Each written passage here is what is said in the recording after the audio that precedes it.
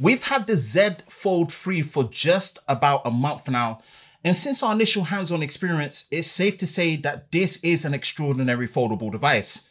Using it for that period of time, how has our overall experience been with Samsung's third outing of their Fold flagship? Hi, Ben from SamMobile.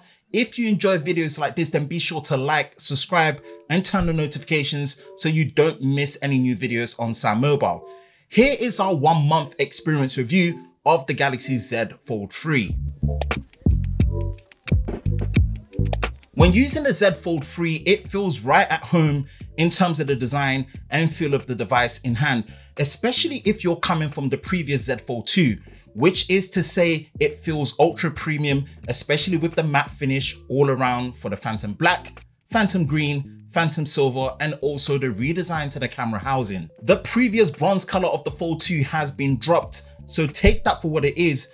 But for Fold 1 users and first-time buyers of the Fold 3, they will notice that there are plenty of solid refinements and upgrades to the overall build and design. The body is stronger thanks to what Samsung calls armored aluminium, and also the use of Corning Gorilla Glass Victus for the front and cover display. The Fold 3 does see a slight weight reduction, but this wasn't anything noticeable to us in our use case, as the device's overall dimensions still feel more bulky compared to traditional solid-state smartphones. What was noticeable was the increased durability of the inner display.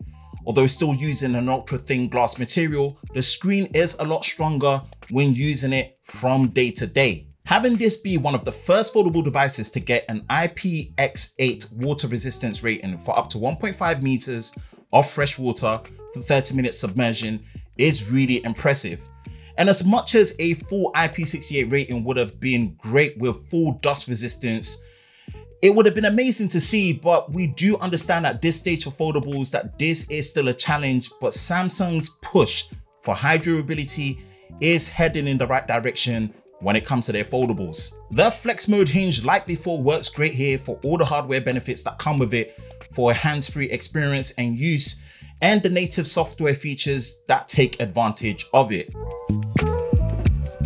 In terms of the display, not much has changed for the size of the cover display at 6.2 inches and 7.6 inches for the inner display, as well as pretty much the same aspect ratio for both. What has changed is the cover display finally gets 120 Hz to match the experience we found on the inner display. We did find that the cover display is still a bit too narrow for prolonged proper usage and typing, although it feels like this is done to encourage and drive the use of the inner display. Let's hope next time a more standard wide aspect ratio will be implemented. The inner display is still the star of the show, seeing not just a stronger display thanks to what Samsung are saying is an increase of up to 80% to the top plastic film and a 29% brighter display.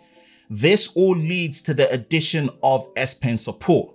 And now we've got to say, although generally great to see and all the praise goes to Samsung for this addition, it does come with things to consider, from having to purchase and use the new Fold edition of the S Pen or the S Pen Pro, not being able to store it away like you can with ease and convenience like you found in the Note series, and only working on the inner display and not the cover display. If you can manage all these hurdles, then the addition of S Pen support is a great experience to behold on the Fold 3.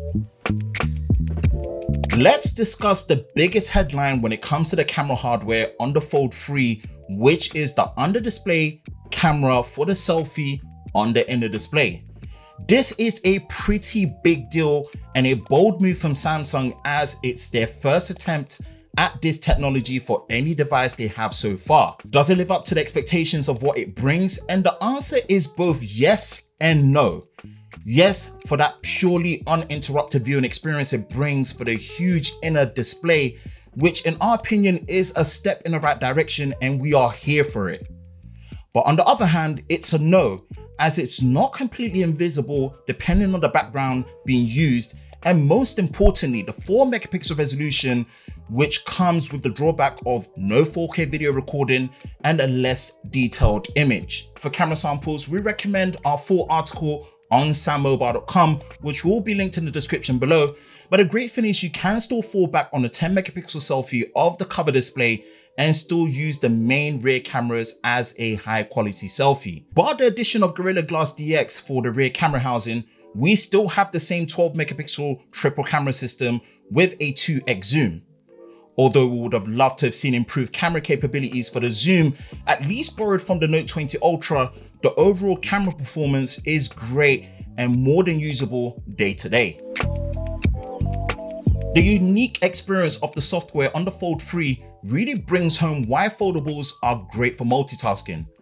All the user experience of the Fold 2 is here, but with additions like a taskbar for having quick access always to your favorite apps, much like a quick docking system.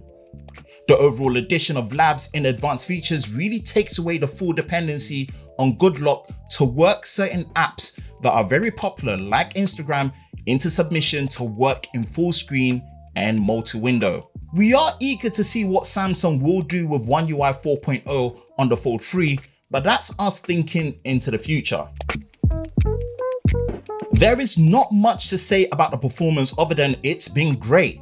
The Snapdragon 888 with 12 GB of RAM as standard and the return of a 512 GB option is no performance slouch when using the Fold 3. Now, some might say 16 GB of RAM would have been great and a very nice extra touch to match the option given on the S21 Ultra, but in our experience, we never found RAM usage to be lacking in any way, even when pushing multitasking and app usage to its limit.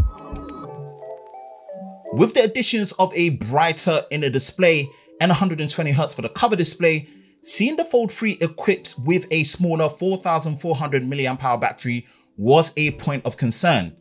Yes, the form factor is slightly slimmer and a main possible contributor to the smaller battery capacity. This unfortunately does mean a drop in overall battery usage in our personal testing. 25-watt charging via USB-C is still standard, but this time you do not get a charger included in the box, following the trend set by the S21 series. Wireless charging is present at 10 watts and power share at 4.5 watts. The overall price drop of the Fold 3 versus the refinements and improvements added to it make it a great all-around third outing from Samsung with clearly no real competition to match it. We still feel that the Fold 3 really caters to the first-time Fold user and more to the Fold 1 user wanting to upgrade. If you are looking for a portable powerhouse of a multitasking mobile device, then the Fold 3 is still the way to go. We hope you enjoyed our 1-month experience review of the Fold 3. Be sure to visit us at SamMobile.com for all the latest news daily in the world of Samsung. And for more new videos on SamMobile TV, be sure to subscribe and turn on notifications, and we will see you next time.